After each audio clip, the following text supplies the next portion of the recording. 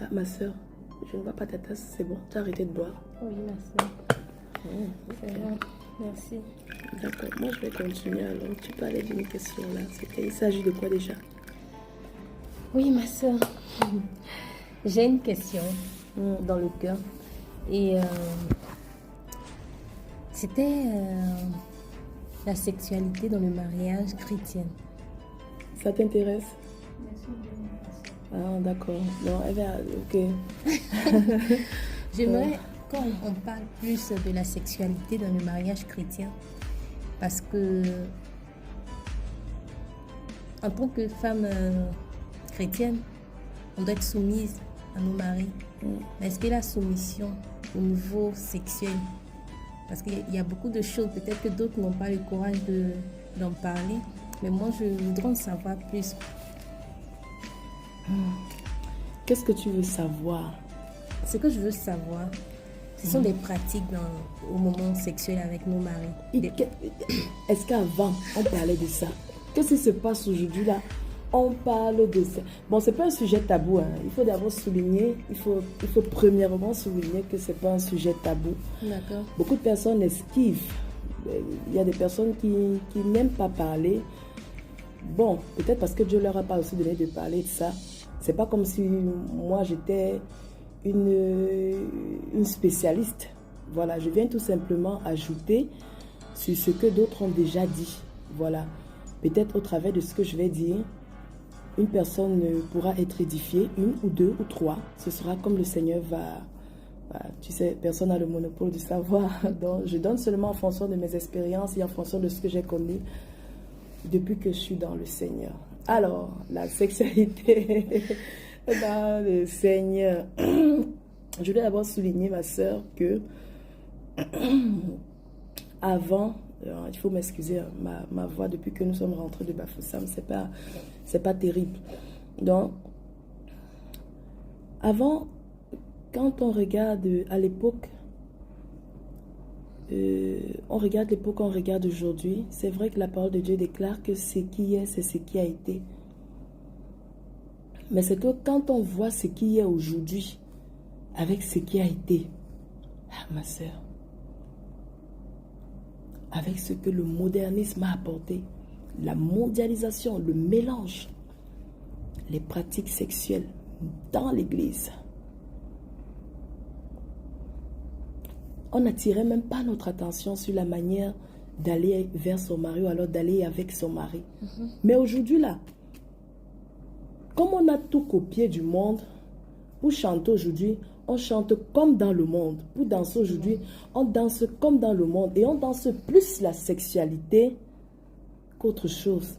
C'est-à-dire, quand on danse aujourd'hui, si l'appareil génital ne bouge pas, hein, si ça ne secoue pas là, On n'est pas content. on n'est pas content. C'est des choses qu'on ne voyait pas avant. Avant, il y avait... C'est pas que le mal n'existait pas, le mal a toujours existé. Mais la manifestation, c'était pas comme aujourd'hui. Aujourd'hui, c'est tout à fait normal. Et c'est partout. Donc, c'est comme un feu qui a embrasé tout le monde. Ce qu'on vit aux États-Unis, ou alors ce qu'on voit aux États-Unis, on voit déjà ça au Cameroun. Parce qu'on peut aller au Cameroun librement. Celui qui est au Cameroun peut aller aux États-Unis librement. Et quand il va aux États-Unis, il copie les mœurs de là-bas et il apporte ça ici. Avant, on voyait des femmes qui disaient « Ah, moi, le blanc ou rien, le blanc ou rien, le blanc ou rien. » On donne le blanc. Non, le blanc n'arrive pas à me satisfaire. Oh, je préfère entrer avec le noir ou rien, le noir ou rien. On divorce là-bas parce qu'on va le sexe. Et le sexe aujourd'hui est devenu le dénominateur commun. C'est-à-dire, quand tu arrives quelque part, si tu arrives en Asie, tu vas tourner, ma soeur. Il y a toujours les problèmes qui tournent autour du sexe. Même si c'est un pays qui est pauvre, un pays qui est endetté, suis mon regard, suivez mon regard. Je ne te mets pas à part, hein? Je ne t'exclus pas de l'assemblée. Mais ce sera toujours une affaire de sexe. Tu vas voir un couple, un foyer, tu vas entrer dans une maison où il y a des tensions. Quel est le problème? Le problème, c'est le sexe. Les gens n'arrivent plus. Les gens manquent maintenant d'incontinence au point où ils font ça dans des voitures. Ils font ça en pleine route. Moi, je parle par exemple chez vous. Hein. Même ici. Ici, ça se fait dans des boîtes de nuit. On a cru entendre GNJ Média. J'ai suivi ça une fois sur GNJ Média. Où on disait que des gens dans des boîtes de nuit, hein, ils s'amourachaient. Ils faisaient l'amour devant les gens, ma soeur. Wow. Ils étaient en pleine bestialité devant les gens. Je dis bien, ici, à Douala, au Cameroun.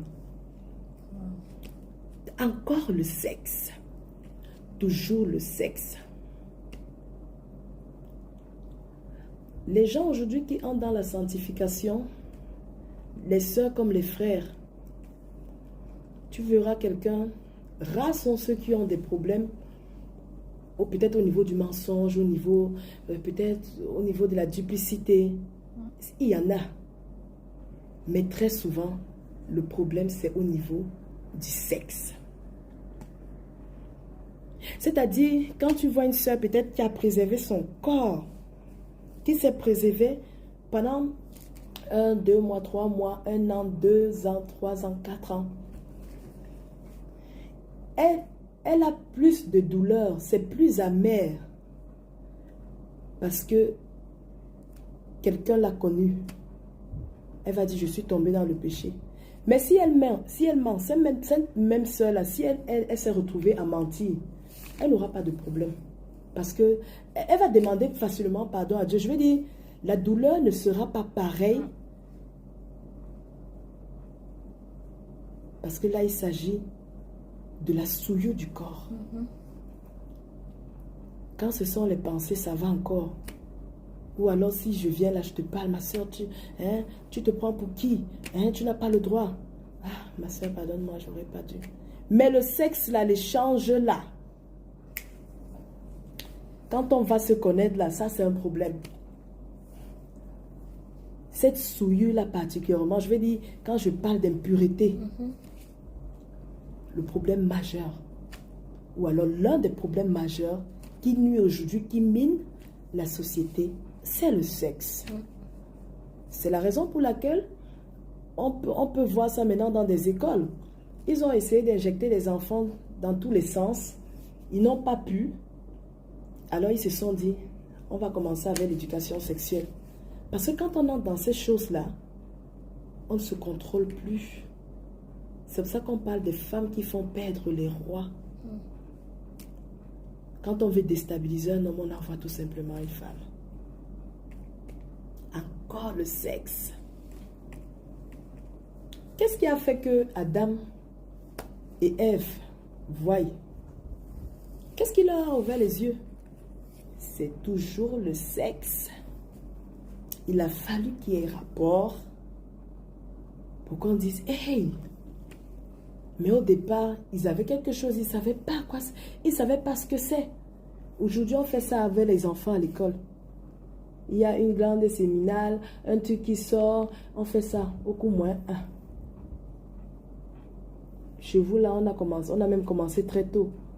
Parce qu'on dit déjà, il faut avoir une copine. Non, papa, c'est ma copine. Je lui ai fait un baiser, c'est ma copine. Parce que par là, c'est un transfert. Beaucoup de choses passent. Ça va rapidement. Et ça va dans tous les sens. Le sexe. Les gens font ça en brousse. D'autres font ça dans des piscines. C'est sans gêne. Aujourd'hui, même dans les plancades là, quand on va en route, on regarde, tu vois, des personnes qui sont en train de s'amouracher, on dessine ça, on nous montre ça en longueur de journée. Pourquoi? Parce qu'on veut polluer nos esprits. Qu'en est-il des chrétiens aujourd'hui? Ça, c'est ta question. Oui. Qu'en est-il des chrétiens aujourd'hui? Est-ce que quand on vient dans le Seigneur, est-ce que quand on a cette rencontre avec le Seigneur, dès qu'on découvre qu'il y a quelqu'un, déjà qu'avant qu'on les découvre qu'il y a quelqu'un, il y a la nature qui nous enseigne aussi, hein, ma soeur. Oui, c'est vrai. La parole de Dieu déclare, la nature ne vous enseigne-t-elle pas? Donc, quand le Seigneur, lui, vient là même, les écailles tombent seulement des yeux, directement. Ah, Seigneur, qu'est-ce que je faisais? Effectivement. Qu'est-ce que je faisais? Comment est-ce que j'ai fait pour en arriver là?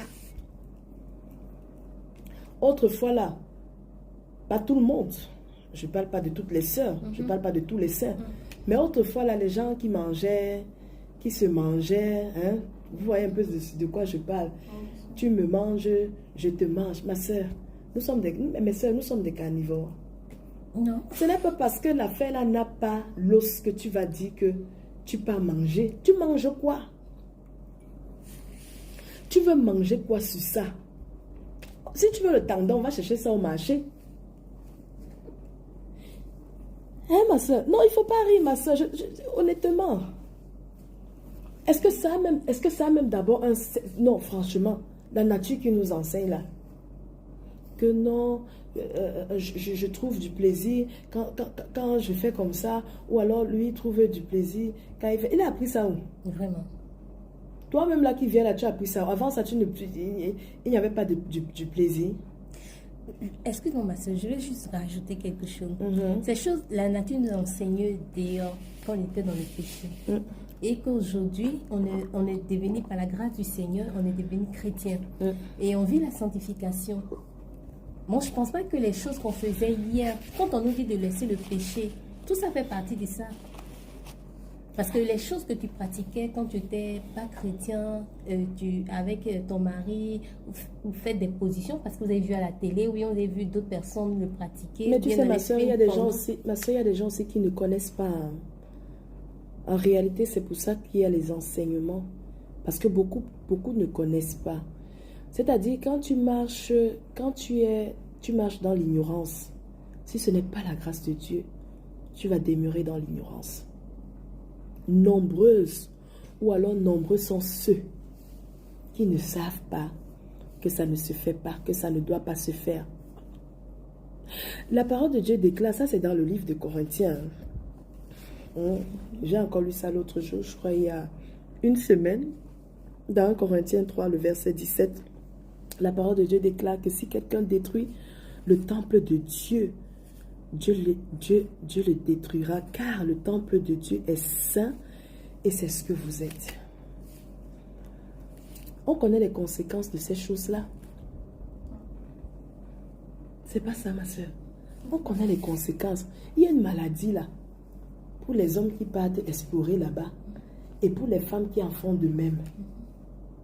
Mais le monde aujourd'hui nous enseigne, nous, que ce sont des préliminaires, que c'est par là qu'on commence.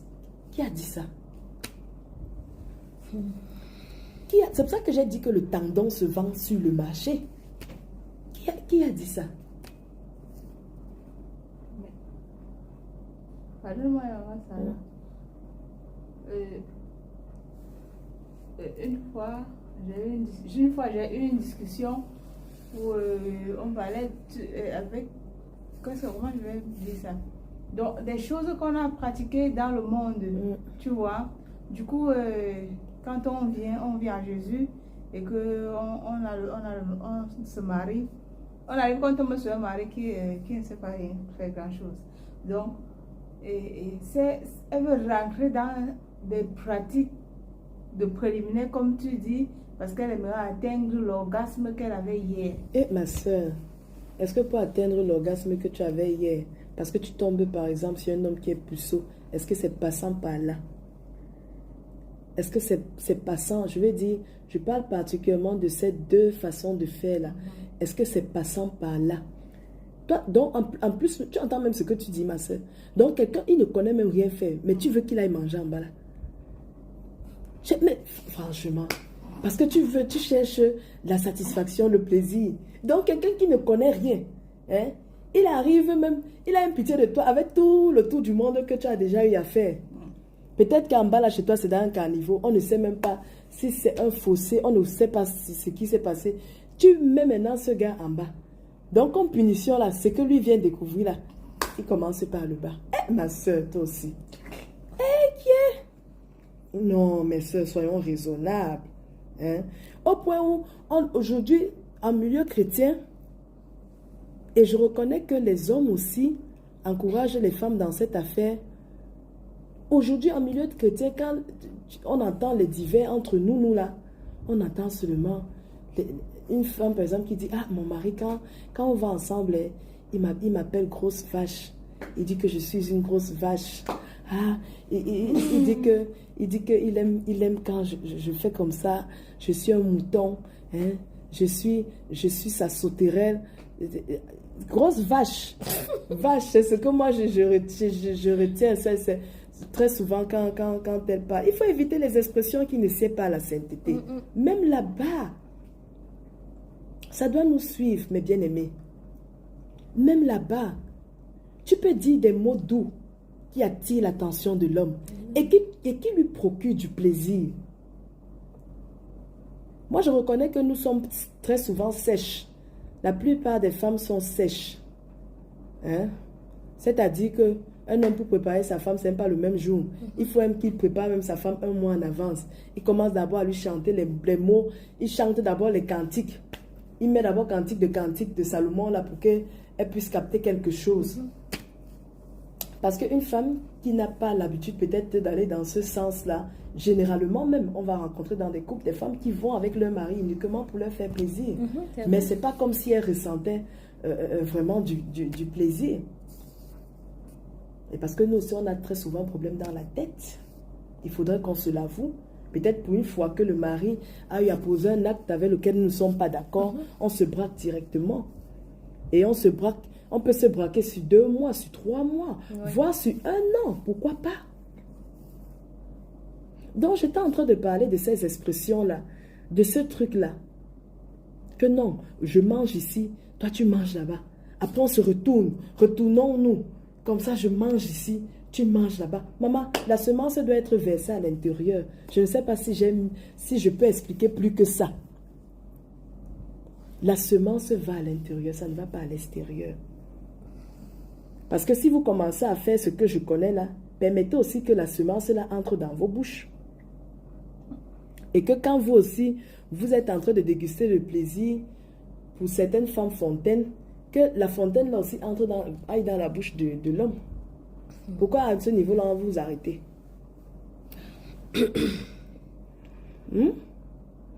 Ah, tu es une grosse vache. Tu es une grosse vache. Après, on part chercher les ceintures. Donne-moi un peu ça. Ou on prend quelque chose non, pour taper. Que non, moi j'aime quand il me tape les fesses. Il tape quoi? Il tape quelle fesse sur toi? Tu es la vache. Que non, il doit me taper. Il doit me taper. C'est même quoi? Et en ce moment, c'est pas des pratiques. Enfin, on oublie qu'on est chrétien. Parce que mais là, ce n'est plus le plaisir. Hein. Ça devient la bestialité. Ça, ce n'est plus le plaisir. On n'entre plus dans un plaisir là. On est en train de se conformer au siècle présent. Ah oui. Ah oui. On va porter des collants qui on attache ici. Je ne sais pas comment on appelle ça, ma soeur. Tu connais comment on appelle les trucs là? Les bas. Voilà. On met les bas. Les bas là. On va se placer debout là, comme les stripteaseuses. Hein, que chérie. Après, le frère va te dire, ah, tu dois me séduire. Séduire quoi? C'est le serpent qui a séduit Ève. C'est le verbe là, c'est là-bas que c'est employé. On ne séduit pas nos maris. Ah non. On n'est pas là pour les séduire, ma soeur. Il faut que nos maris soient à l'aise. Et on peut mettre nos maris à l'aise étant sexuellement disponibles et dans des manières de faire. Il y a plusieurs façons de faire. C'est pas quand tu vas porter ces trucs qui entrent entre les fesses là, les sous-vêtements qui entrent là. Ma soeur, ça c'est déjà la pornographie. Vraiment, excusez-moi de dire ça comme ça. C'est déjà la pornographie. Bon, je reviens, ma soeur. Excuse-moi de te couper. J'insiste, hein, parce que c'est pas de juger les hommes. Mais quand il y a quelque chose à dire, nous sommes des chrétiens, il faut le dire. On dit que la femme doit être soumise à son mari. Mais il y a des maris qui envoient des pratiques et que cette femme, comme elle a la crainte de Dieu, on a dit que non, tu dois être soumise à ton mari. Donc tout ce qu'il te demande, tu dois dire Amen. Et cette femme, elle va accepter les pratiques avec son mari. Au fond, elle n'est pas heureuse. Hein? Mais elle est en train de faire quelque chose qui n'est pas bien. Ma soeur, tu as fini. J'ai fini. Parce que de toute façon, tu parles, tu as même failli te lever là. Voilà. En ce qui concerne les pratiques, ça, là, c'est parce qu'on parle de la sexualité. Est-ce que quand ton mari te demande de porter le pantalon, là, tu portes? Non. Ah, mais pourquoi là-bas, tu ne peux pas aussi dire non? Et il y a des manières de faire, ma soeur. Parce que si tu as habitué un homme à un rythme, ne t'attends pas à le couper du jour au lendemain. Il y a des hommes qui comprennent. Quand je dis il y a des hommes qui comprennent, c'est-à-dire l'homme peut venir... il y a des hommes qui prennent le temps d'écouter leur femme, c'est-à-dire quand ils restent comme ça, peut-être les week-ends, chérie, comment est-ce que tu trouves, qu'est-ce que tu désires qu'on améliore ou qu'on n'améliore pas. Ça peut ne pas être dans ce sens.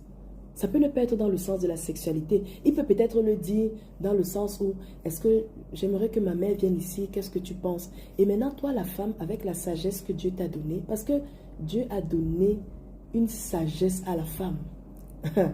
Tu amènes l'homme, 1, 2, 1, 2. Donc, tu commences dans un point A. C'est toi qui sais que ton problème c'est D.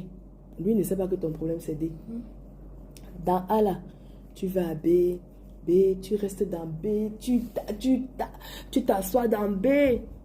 Après, tu fais un clin d'œil à C, tu atterris sur D. Et tu lui expliques la chose. Tu n'as pas besoin de lui expliquer la chose pour dire que Dieu dit. Que Dieu dit. Tu lui dis, chérie, en réalité, je suis plus à l'aise quand on va dans ces pratiques-là. Franchement, ça me met vraiment mal. Si on peut essayer de faire autrement, ou alors de faire tout simplement, naturellement, à la chose. Même s'il bavarde n'importe comment.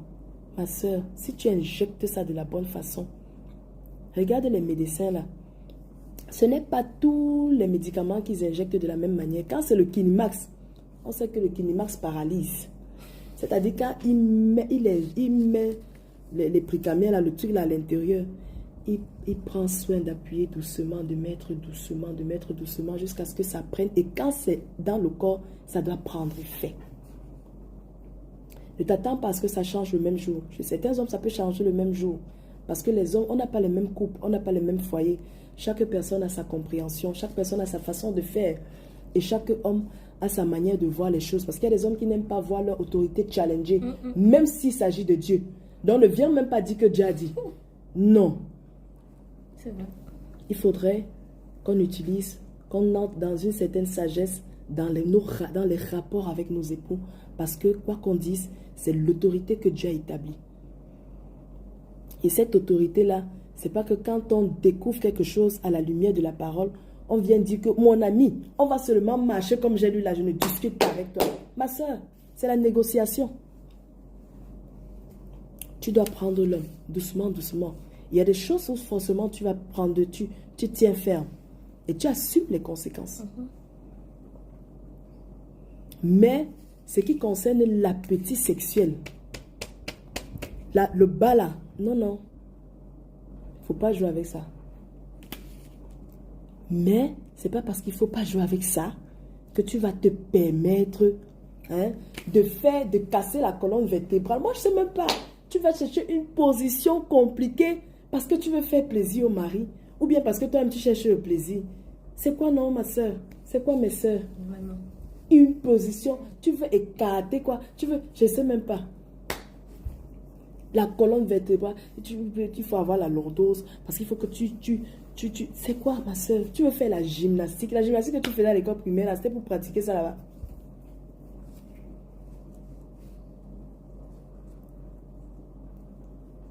Il faut être simple dans ces choses-là.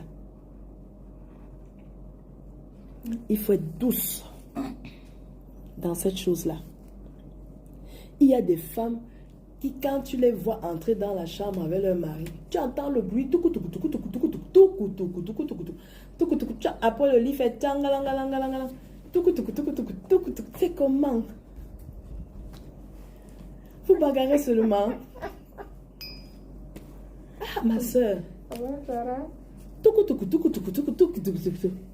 Hein? On attend seulement. Le lit, ça peut arriver que le lit soit en panne. Mais souvent, le lit n'est pas en panne. Tu as un cri. Ma soeur. Hey, pour dire que non, aujourd'hui là, on a bien fait. Non, aujourd'hui là, on a fait ça fort. Non, aujourd'hui là, on a fait ça fort. Une femme peut amener son mari à la désirer. Quand tu séduis l'homme, c'est autre chose. Tu peux amener ton mari à te désirer, même de par ta manière de te comporter, de par ta manière de faire, la manière que tu accueilles l'homme quand il rentre à la maison, la façon dont tu lui souhaites la bienvenue. Le sourire, ma soeur, le sourire, ça va mon cœur. La façon dont tu lui fais un câlin, peut-être tu ne vas pas le faire tous les jours, mais il y a des moments où tu fais un câlin qui transmet quelque chose qui d'ici pour là-bas. Les mots gentils. Quand tu te réveilles le matin, tu constates qu'il dort. Il n'est pas profondément endormi parce que les femmes savent. Hein. Tu sais quand le mari est profondément endormi, qu'elle n'est pas profondément endormie, tu viens lui dire un mot gentil dans l'oreille, dans le creux là. Chérie, je t'aime. Chérie, si c'était à refaire, j'allais encore refaire avec toi. Tu es vraiment celui qui a été prédestiné pour moi. Les hommes demandent seulement une certaine confiance, tu vois. C'est ça qui fait que quand l'homme sort, il va au boulot, il est pressé de rentrer. Mais qu'est-ce qu'il y a qu'on reste là comme ça? C'est pas bon. C'est pas bon que le mari vienne vers toi parce qu'il est très excité et il entre seulement pour ressortir. Tchaka, tchaka. C'est quoi? C'est pas bon. Ma soeur, mes soeurs, si vous avez un homme qui fait ça, posez-vous des questions. C'est-à-dire, l'homme vient vers toi parce qu'il est tellement excité. Peut-être tu es le genre de femme qui n'a pas pour habitude de lui dire que « Ah, chérie, je te désire » et rien. Ou bien tu n'as pas l'habitude de lui dire des mots gentils, de l'encourager dans ce qu'il fait. Donc, du coup, il vient vers toi quand il n'en peut plus. Il entre seulement fou. Vous pensez qu'il va chercher les préliminaires, pourquoi? Il ne cherche pas les préliminaires, c'est-à-dire, il ne cherche pas à vous caresser, à vous mettre aussi dans un état second. Parce qu'il se dit qu'en entrant comme ça, tu peux même lui dire que je suis fatigué. Fais vite. Donc, avant que tu ne prononces ça pour casser son esprit, il préfère lui faire ce qu'il a fait et ressortir.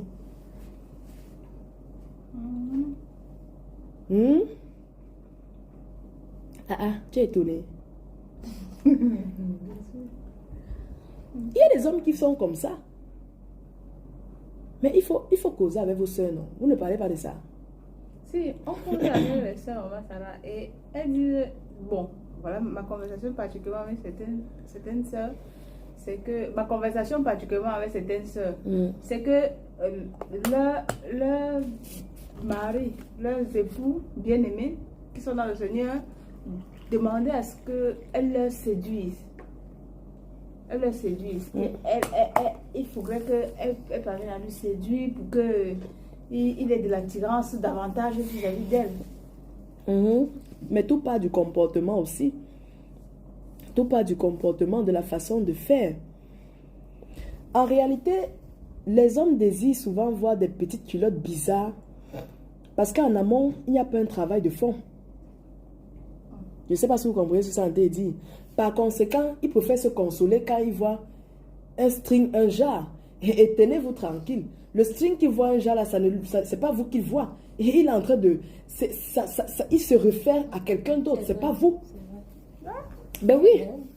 Comment un homme peut demander à sa femme qu'il faut que tu portes aussi des petites tenues? Il faut que... Moi, je ne dis pas que c'est interdit de porter. Il y a des nuisettes.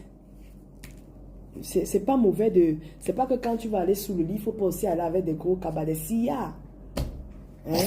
Que tu prends un cabala comme ça là, tu entres sous le drap et comme ça ne suffisait pas, tu donnes encore le dos à l'homme. Que quand il parle, tu dis seulement on va voir ça demain. Chérie, s'il te plaît, je suis trop fatiguée, on va voir ça demain, d'accord? Je suis fatiguée. Quand il se tourne comme ça, il va avoir un gigantesque cabas. On a cousu ça, on a même encore pris un demi-pagne de l'autre côté pour mettre ça. Donc le travail en amont n'est pas fait. Quand je dis en amont, quand je dis au préalable, c'est-à-dire tu n'es pas d'abord, il y a d'abord certaines qualités qui manquent. Tu n'es pas douce. Tout homme aime les femmes, aime quand sa femme est attentionnée. Tout homme, même si l'homme là est dur n'importe comment. Tout homme demande et mérite de l'attention de la part de son épouse. Parce que celle-ci est son aide. Donc, elle vient comme pour combler les trous, pour combler ce qu'il n'a pas. Dans ce qu'il a comme faiblesse, elle vient comme pour être une force. Ça, c'est la femme. Et tu penses que quand tu es comme ça, ton mari ne va pas chanter des louanges. Il va chanter ton nom. Il va chanter ton nom pratiquement, ma soeur. La soeur, si elle est là debout, ma soeur, tu es là debout. Est-ce que ce qu'elle dit là, ça n'a pas de sens? Du coup, à la base, tu n'es pas une femme douce. Il n'y a pas de câlinou. Puis, tu es insoumise. S'il dit que telle personne vient là, j'aimerais que tu fasses ça, ça, ça. Quand il rentre, tu lui dis que bon, j'ai trouvé bon de faire ça parce que ce que tu as dit là, je n'ai pas senti ça. Je n'ai pas machin et tout et tout. L'homme se rend compte que tout ce qu'il fait, ce qui fait que maintenant, quand il vient vers toi, c'est pas manque d'incontinence. Il ne se contient plus. Et il entre rapidement pour ressortir. C'est ce que je voulais expliquer parce que ma soeur Flora, tu as dit tu n'as pas compris. C'est cette partie-là que j'étais en train d'expliquer. C'est-à-dire, à la base, si tu es cette femme-là, moi je parle de celles qui craignent le Seigneur.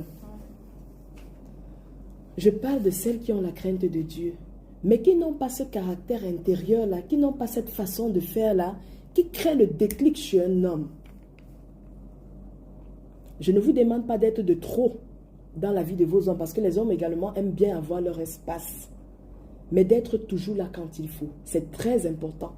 Et Dieu vous donne de discerner d'être là quand il faut. Le problème avec la femme, c'est qu'on aime challenger l'autorité de l'homme. Même quand l'homme donne souvent un petit pouvoir à la femme, si ce n'est pas la grâce de Dieu, la femme, elle se croit toute permise.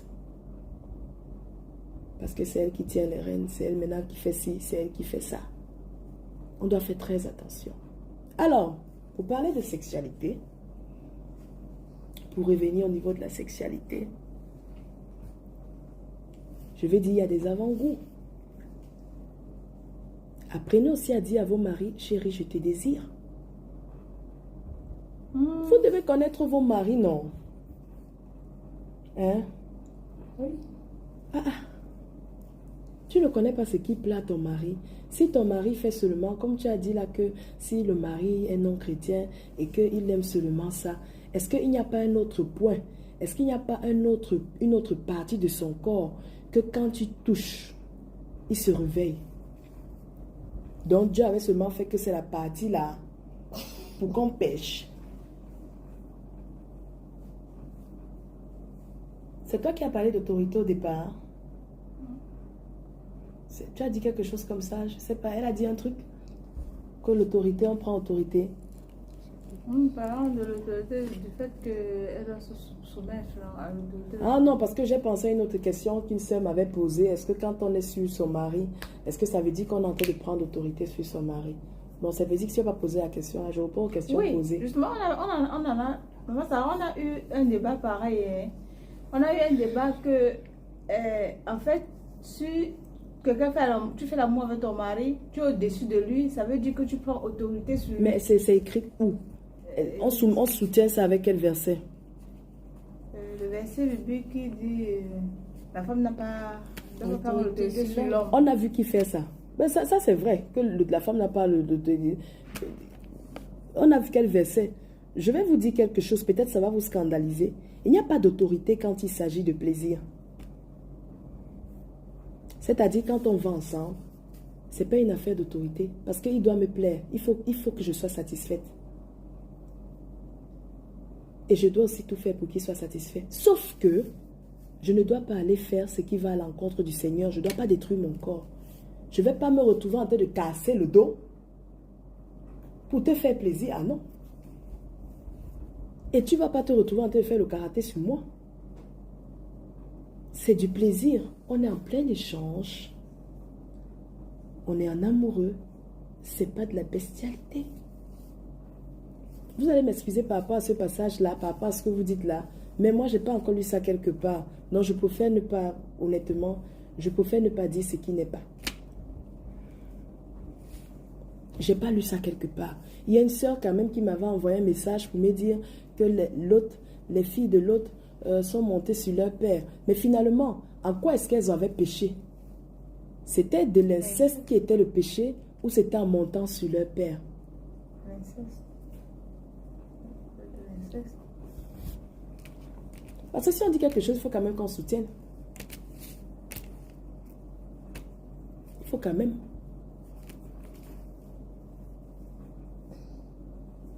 C'est pas ça. Ma soeur, il ne faut pas être dépassée. Je ne vais pas aller casser mon dos parce que je dois te faire plaisir. Ah non. Je ne vais pas vous donner un cours de pornographie. Non plus. Je ne vais pas vous donner une leçon. Mais je suis en train de dire, il y a un travail qui se fait en amont. Et tenez-vous tranquille. Même pour ça, on prie. Même pour ça. Pour le sexe dans le foyer. On prie pour ça. Je suis d'accord. Oui, oui. Ah oui. Tous les compartiments de notre vie sont devant le Seigneur. Tous les compartiments de nos vies. Et le sexe fait partie également des choses, c'est pour l'épanouissement de la femme. Et la parole de Dieu dit, c'est écrit dans le livre d'Ecclésiaste, c'est pour dire, on dit que c'est ce que Dieu a donné à l'homme pour ses jours de vanité. La satisfaction là. Donc Dieu également a des regards dessus. C'est-à-dire si tu te rends compte que tu ne prends pas du plaisir et après avoir expliqué à ton mari une ou deux fois, va devant le Seigneur. Ne fais pas que ton corps commence à te démanger. Parce que ça te démange, tu commences à dire du n'importe quoi, n'importe où. Il y a des femmes qui sortent des paroles de leur bouche, c'est parce qu'elles ne sont pas satisfaites. Quand tu vas dans le secret, tu te rends compte que cette femme-ci, c'est parce que son mari n'arrive pas à la satisfaire. Et elle devient belliqueuse. Elle dit des choses, elle dit ce qu'il ne faut pas dire. En réalité, c'est parce que dans la nuit, elle est allée avec son mari, elle n'a pas été satisfaite. Elle le fait une fois, deux fois, trois fois, elle ne trouve pas satisfaction. Ça va dans tous les sens. Et l'une comme l'autre, ça se manifeste comme ça se manifeste. D'autres femmes, tu les vois, elles ne sont pas timides. C'est parce qu'il y a ce manque de satisfaction. Mais ça, on prie. On prie. Vous pensez qu'on prie seulement pour changer l'eau en feu, pour changer l'eau en vin? Mon ami de mon pays, même pour ça, il faut prier, ma soeur. C'est très important. C'est très important. Je connais l'histoire, alors je me rappelle de l'histoire d'une dame. Bon, là, elle est mondaine, mais je vais raconter comme ça, vite fait. Quand j'étais, à l'époque, j'étais... Je ne sais pas si je vais donner le nom de l'entreprise ici. Ça, c'est quand mon mari vient de me rencontrer. Et là-bas, j'étais... Je voulais le matricule dans cette entreprise-là. Et un jour, j'entends une maman qui parle de ce qu'elle a vécu, de ce que sa copine a vécu. Donc, quand elle arrivait au travail, parce que cette maman nous parlait souvent des problèmes qu'elle avait dans son foyer avec son mari. Et un jour, elle atterrit, elle dit que sa copine, son mari l'a chassée du foyer. Qu'est-ce qui s'est passé? Son mari la chasse pourquoi? Je vais dire, je vais raconter la vite fait. Elle dit qu'une fois, elle est partie dans un deuil. Elle va au deuil. Au retour du deuil, on la viole. Elle dit que on l'a violée. Que le gars... Donc, quand on a pris ses affaires, ils étaient 3. Quand ils ont pris ses affaires, il y a un qui a dit qu'elle est très belle. Il ne peut pas la laisser comme ça, là. Il l'a couché avec la femme, là. La femme, là, rentre maintenant à la maison le lendemain du jour du viol. Le lendemain du jour du viol, sa copine vient pour lui demander comment s'est déroulé le deuil. Elle raconte comment s'est déroulé le deuil et elle dit que quand elle rentrait, bon ça c'est pas le lendemain, c'est le week-end qui suivait, autant pour moi, excusez-moi. Le week-end qui suivait, elle dit mais qu'est-ce qui s'est passé? Elle raconte comment était le deuil. Après elle dit que mais il y a quelque chose qui m'est arrivé. Et j'ai même pas parlé de ça à mon mari. Il dit mais qu'est-ce qui t'est arrivé? Elle dit que quand elle rentrait, il y a 3 gars qui l'ont agressée. Ils ont pris ses affaires et il y a un qui a dit non, il ne peut pas la laisser. Parce que quand il la voit là, il va seulement coucher avec elle. Elle dit que le monsieur là, elle a 11 ans de mariage. Son mari ne l'a jamais touchée comme ça.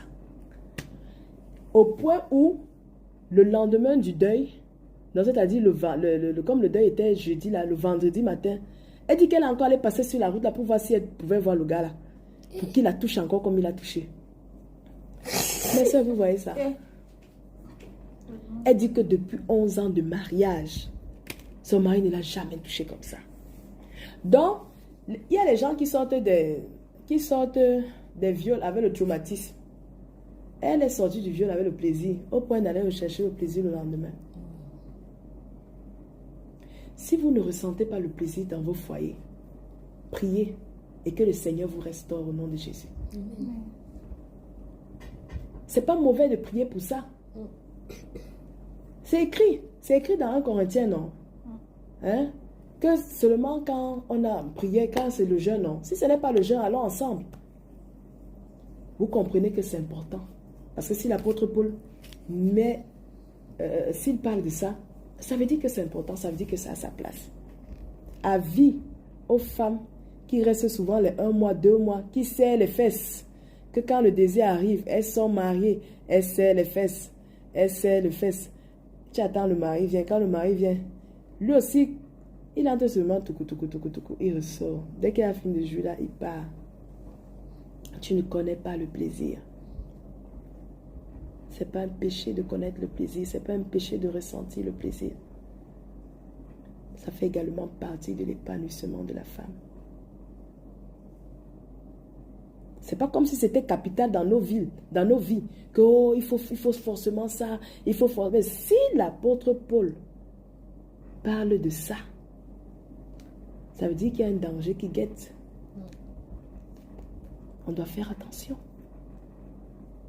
On doit faire attention, mes sœurs. C'est très important. Quand on prie pour que le Seigneur restaure les foyers, il faut aussi prier pour ça. Là, je m'adresse aux intercesseuses. Parce que quand on prie, il faut citer. Il ne faut pas seulement dire Seigneur, restaure. Seigneur, restaure les vies de couple, restaure les foyers. Restaure même les vies. Ceux qui vont ensemble là, il faut que le Seigneur restaure. C'est très important. Amen. Prendre plaisir à rester avec un homme, même sans... Je veux dire, la vie de couple, ce n'est pas toujours le sexe. On prend plaisir même à rester ensemble. Ouais. Mais qu'est-ce qui te donne, qu'est-ce qui fait que ton mari trouve ce plaisir à rester avec toi? Tu as quel genre de commentaire? Tu viens avec quoi comme commentaire, comme sujet? Est-ce que tu t'intéresses à ce qu'il fait? Qu'est-ce qu'il peut bien faire? Ou alors quand toi tu viens, c'est seulement pour dire que oh, j'ai ci, j'ai ça, j'ai ci, j'ai ça. Est-ce que le travail en amont est bien fait? Ah, mon mari, il ne me touche pas. Mon mari, lui, vient seulement, il entre. Ah, mon mari, on ne dit jamais ce qu'on a fait parce que nous, on n'a jamais rien fait. On ne peut même pas faire, mes soeurs. On ne peut même pas faire. Mais c'est nous. Mais ce qu'on ignore ou alors ce qu'on oublie aussi, c'est que chaque fois que tu dis à ton mari, je suis fatiguée, ça crée aussi quelque chose dans son cerveau. Ça le bloque. C'est pour ça que je disais tout à l'heure, tu verras d'autres hommes qui viennent, qui entrent seulement et qui ressortent. Soit parce que tu ne l'accompagnes pas dans ça. Tu es là comme un poteau. Dès qu'il finit de faire ce qu'il a fait, terminé. Ma soeur, changeons. Changeons. Changeons. Changeons nos mentalités, changeons notre façon de faire. J'espère avoir répondu à ta question, ma soeur Flora. À toi aussi? Toi aussi? Oui. Ça va? Merci beaucoup. D'accord. Amen. Qu'il nous bénisse toutes. Amen. Et qu'il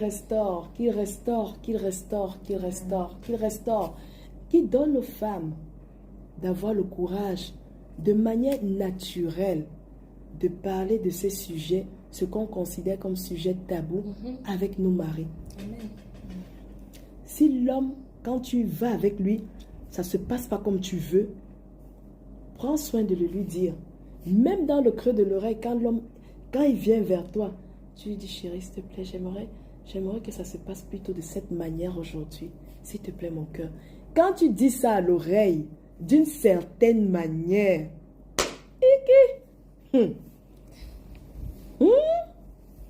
même Nebuchadnezzar, ça. Donc, ne manquons pas de prier pour nos époux. Parce qu'il y a des époux également qui sont frustrés quand ils vont vers leurs femmes. Les femmes qui sont toujours fatiguées. Les femmes qui dorment, qui dorment en sentant l'ail. Hein? Avant de dormir, tu sens le ndiansang. Tu sens les condiments, ma soeur. Et tu attends que l'homme vienne vers toi. Tu ne fais pas la toilette. Tu dois même te laver dans les normes. Donc, quand il dit même faire la toilette, là, c'est seulement parce que je me mets à la place de certaines, peut-être qui se sentent peut-être épuisées, qui font des travaux difficiles. Vous voyez, non? Mais, vous pensez que quand vous faites comme ça, les hommes ne vont pas chercher les petites culottes, les caleçons qui entrent entre les fesses là, comment? C'est pour se faire un film. C'est quelque chose, il veut se projeter. Il veut quelque chose qui va faire qu'il te désire rapidement et qu'il te ça. Avant d'aller te coucher, tu sens l'ail. Tu sens les oignons. Tous les condiments là du matin, là, tu as encore ça sur toi. Bon, excuse-moi, ce que tu dis est vrai. Mais si c'est l'inverse, le mari qui fait ça aussi. Quand le mari sent mauvais, ça dépend de la manière dont toi aussi tu habitues ton mari à fonctionner, ma soeur.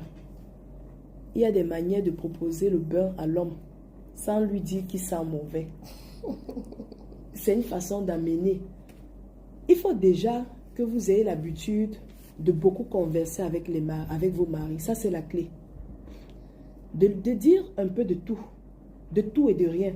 De faire souvent des... Parce que nos maris, en réalité, ce sont nos complices, ce sont nos amis. Ce sont nos maris sont nos fils. Nous sommes parfois comme leur mère. Tu vas te rendre compte que tu es dans le foyer un moment, c'est comme si tu étais la mère de ton mari. Toi-même, tu restes comme ça, tu dis que ouais, est-ce que c'est moi qui t'ai accouché? Un moment, tu es comme sa soeur.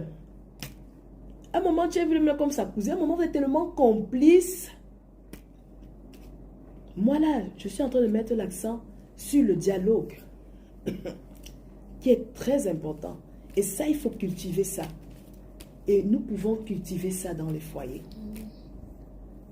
Cultiver ça. Amener l'homme dans une certaine atmosphère, une certaine façon de faire. Quand le mari rentre, tu dis, chérie, je t'ai fait ce que tu aimes. Bon, tu te laves, après tu viens et je vais te parler de quelque chose, d'accord? La manière de dire, ma soeur. Hey! Coucou! Tu es parti, aujourd'hui tu as travaillé, tu ne travailles plus sous les taxis, j'ai l'impression. Maintenant tu étais sous le camion. Parce que la manière, tu sens le bouc là. Non, si tu te laves pas, tu ne me touches pas. Comment tu vas dire ça? Quand tu dis ça comme ça, là, ma soeur, tu penses qu'il va faire... Ma soeur ne rit pas, pardon. Quand tu dis ça à l'homme comme ça, là, qu'aujourd'hui il n'a pas travaillé sur le taxi, il a travaillé sur le camion, que c'était trop grave. Tu veux qu'il réagisse comment? C'est pour qu'il pense quoi? Que tu dis qu'il sent mauvais, non? Si le mari ne se brosse pas le matin, quand tu te réveilles, puisque généralement on dévance nos maris, on se réveille très souvent avant nos maris, c'est très important de le souligner. Quand tu te réveilles, tu prends la pâte, tu mets directement dans la brosse, tu poses là. Quand il entre sous la douche, il voit. Si quand tu reviens, tu constates qu'il n'a pas vu, dans ton cœur, tu dis, ah Seigneur, il n'a pas vu. Ma prière est que ce soir, avant de dormir, qu'il se brosse les dents. Ma soeur, tu pries comme ça, là, il va faire. Ça te donne également à toi de cultiver une autre relation avec le Seigneur. Ce n'est pas celle que tu cultives seulement quand tu prépares là, ou quand tu as jeûne, tu mets le sel. Non. Même dans les rapports avec ton mari, tu peux cultiver ça. Et tu obtiens miséricorde devant le trône de la grâce. Amen. Ah oui. Donc si c'est l'inverse, va avec le Seigneur. Vous pensez que, c'est pour ça que je vous ai dit que vous pensez que pour séduire un homme là, pour qu'un homme vous regarde là, on n'a pas besoin de ça, mais on a besoin du Seigneur, on a besoin de la présence de Dieu. Amen. Pour que le roi Assuérus regarde Esther, il a fallu qu'elle entre dans le secret. Amen. Elle est entrée dans le secret. Quand il a vu, il a dit, mince! Vous connaissez l'histoire. Quand il a vu, elle était dans le secret. Il a désiré, il a dit, dis-moi, qu'est-ce que tu veux? Une femme qui a une communion avec le Seigneur. Une femme qui a, je dirais, une bonne communion avec le Seigneur. Ma soeur, ne tente pas. Ne tente pas. Il faut encore relire Proverbe 31. Il faut encore aller relire là. Proverbe 31. On dit qu'elle ne craint pas. Elle ne craint pas quoi?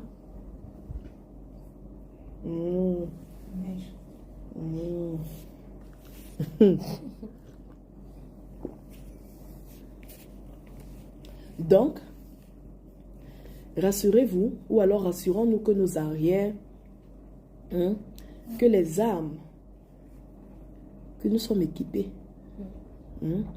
On n'a pas besoin de mettre, de prendre les tenues égyptiennes pour venir agrémenter ou alors pour venir mettre quelque chose, un surplus dans nos rapports avec nos maris, quand on vient à connaître nos maris. Ma soeur, on n'a pas besoin de ça. On n'a pas besoin de se casser la colonne vertébrale pour prouver à l'homme que nous sommes très fortes. Non, on a besoin d'abord d'aller dans le secret, histoire de préparer la chose. Amen. Dans le secret. C'est pour cela que les enfants que nous avons, on leur communique ce que dit l'Écriture. Parce que quand l'enfant a cette communion avec le Seigneur, l'enfant est imbattable. On dit que quand il sera vieux, il ne s'en détournera pas. Quand il sera vieux, il ne s'en détournera pas. Plus l'enfant grandit, après tu touches certains sujets avec l'enfant. Tu touches certains sujets avec l'enfant. Tu touches certains sujets avec l'enfant. L'enfant devient même sensible à l'esprit.